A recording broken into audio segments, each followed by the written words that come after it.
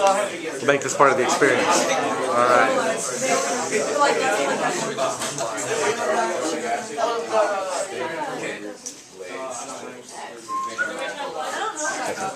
Thank you, Megan. Can't even do that. Yes, you can. Yes, you absolutely can. It's pretty easy. I hear the horse.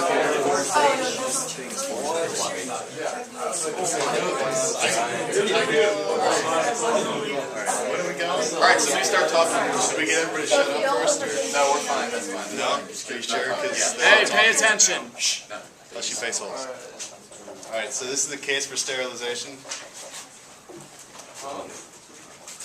Basically what happened was North Carolina's legislature, I guess, they signed a law into, they wanted to get it pushed in there, that everybody who didn't have a high enough IQ or was basically retarded in some way, shape, or form had to get sterilized, or if they even had a hereditary disease like, what's the word? Not hepatitis, what's that one? No. Hemophilia, no, is that what it is? Forget it. Sickle cell, whatever, who cares?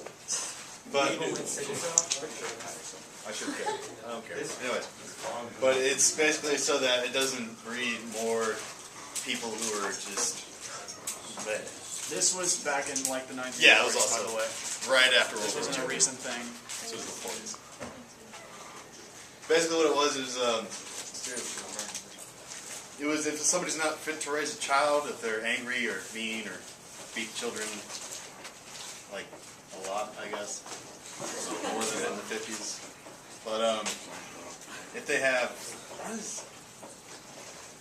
if they're diseased to the point where it's going to affect the upbringing of the child, then they need to be sterilized.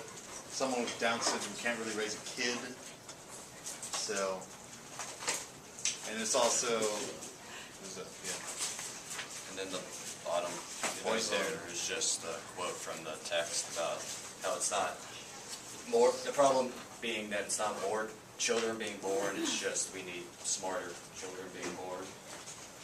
Another one of the problems is that a lot of money goes into the hospitalization of these kids when they can't really. Is that the next one? Yeah, All right. Let's go to the next one.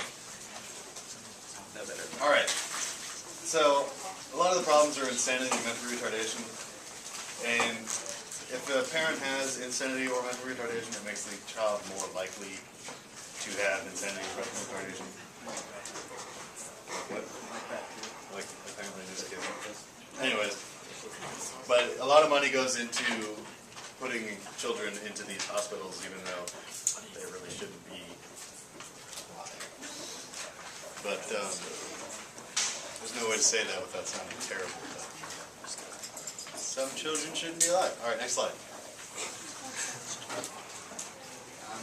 Another major problem is there's already a large overpopulation of people, and a lot of these people who have all these diseases are not necessarily as productive to society. They don't have so much to add to the country as other groups, and if you're already overpopulated, there's no need to have more and more people who aren't providing.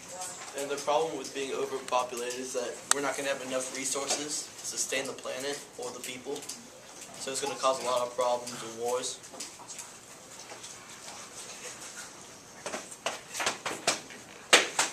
Do the next slide.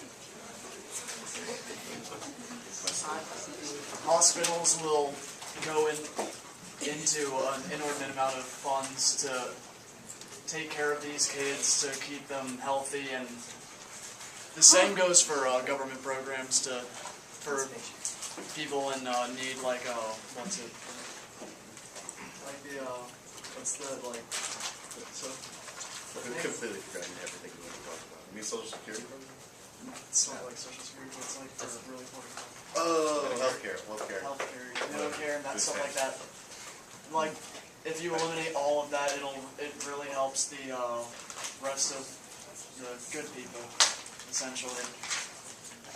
And yeah, you can see by that little quote right there. We'll quote from the text. It says, only, basically, the hospital's only got $200 per year per patient in a case involving someone who's mentally impaired and has to be taken more care of. Which is $200 that you know, 44, but still, for care, that's a lot of care, not a lot of money. And national average is 350.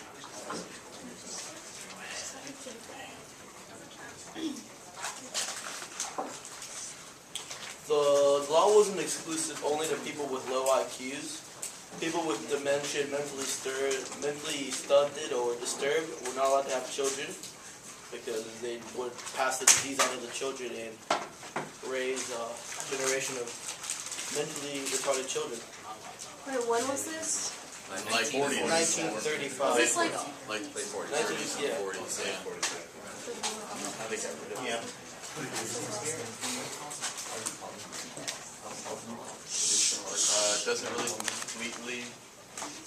Doesn't rely completely on heredity. A child born of defective or insane parents has a higher chance of being defective or insane.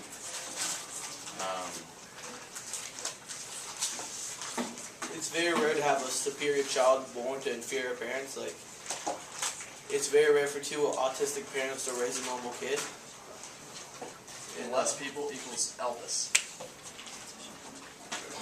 I concur with that formula. Research backs it. Kind of funny. Yay! All right.